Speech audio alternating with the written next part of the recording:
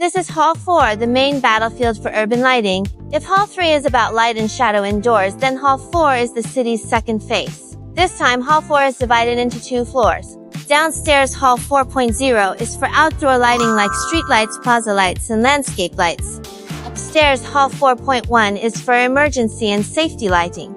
These two types of lighting aren't usually noticeable, but they can save lives in critical moments. So Hall 4.0 and 4.1 represent 2 worlds in 2 different lighting logics. Let's go! Now I'll show you how our modern cities light up at night. Many people think streetlights don't require much technology. Isn't it just a pole with a bulb?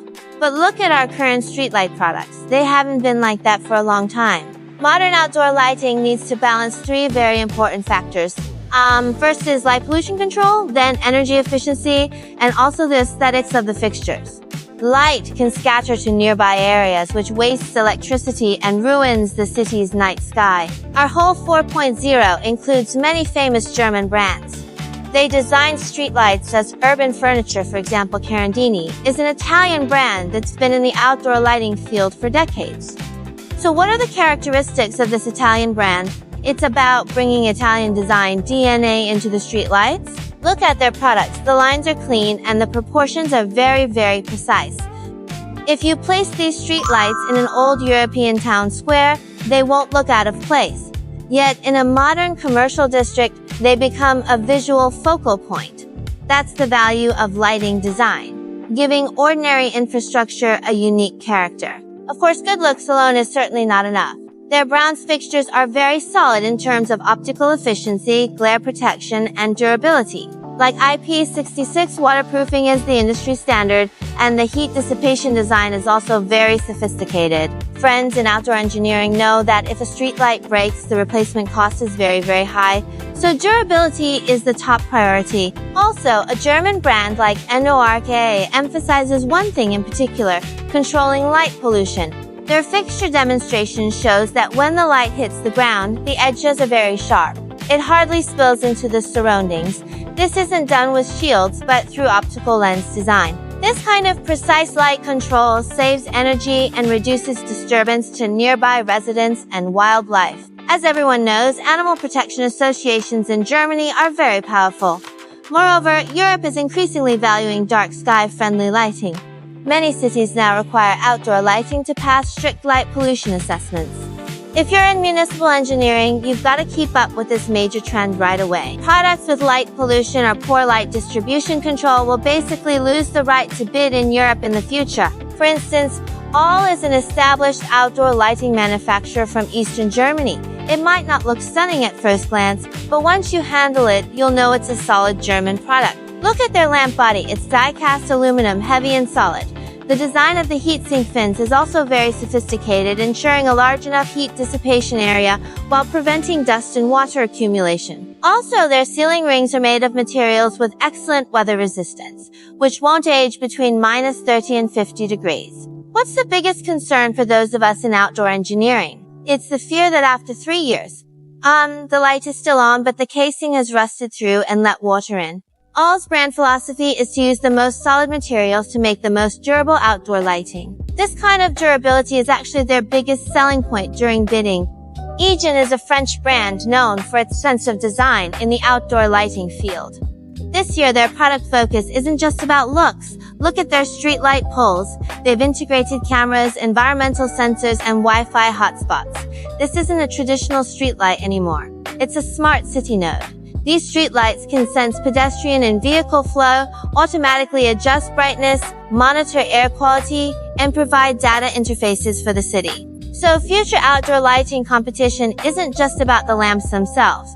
It's about system integration capabilities. Whoever can make streetlights smarter will win the smart city orders. After walking through the entire Hall 4.0, here are 3 criteria for judging outdoor lighting products. First, flip the product over and look at the bottom. The design of the heatsink fins, the material of the ceiling ring, and the pluggable waterproof rating. These product details determine the commercial lifespan. A good product is never afraid of being inspected. Second, ask these exhibitors for IES files. The light distribution curve of outdoor lamps is the core. Whether the light pattern is accurate can be seen in the file. Those unwilling to give you the file either don't have it or haven't met the standards. Third, ask about sensor interfaces. Smart cities are the trend now. Streetlights will need various configurable sensors in the future. Whether these sensor interfaces are reserved determines if the lamp will be phased out by the city in a few years. That's it for our tour of Hall 4.0. Next stop, we're going to Hall 4.1 Emergency Lighting. Lamps that are inconspicuous normally but can save lives at critical moments are all here. We've now arrived at Hall 4.1, the pavilion for emergency and special lighting. Hall 4.1 mainly focuses on two types of emergency lighting and special lighting.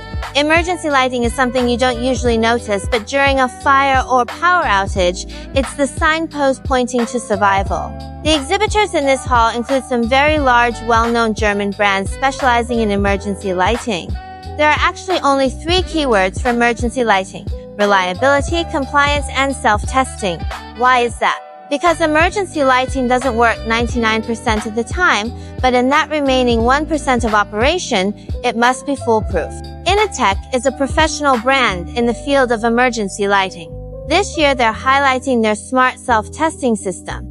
Traditional emergency lighting requires regular manual checks, pressing test buttons one by one to record results. A system like Inatech can automatically complete all tests and generate reports, sending them to a data-integrated cloud. Which lamp's battery is dying, or which circuit has a fault, it's all clear at a glance in the data backend. For large-scale projects, this can save a significant amount in maintenance costs. Moreover, fire safety regulations in Europe are becoming stricter. If you can provide products with self-test reports, it's a definite plus during project acceptance. RP-Technik is an established German brand for emergency lighting. Their strength lies in central battery systems, meaning a single central power source drives the emergency lighting for an entire building. Look at their electrical cabinets. The battery modules inside are hot swappable.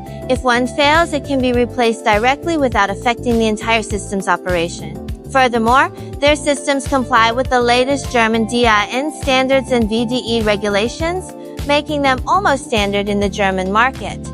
In the field of emergency lighting, European standards are extremely strict. Choosing the wrong brand could mean the entire project fails its final inspection. So sticking with suppliers who have long-standing reputations and certified endorsements is the shortcut to winning projects in Europe. Finally, let me summarize a few key pieces of information for you.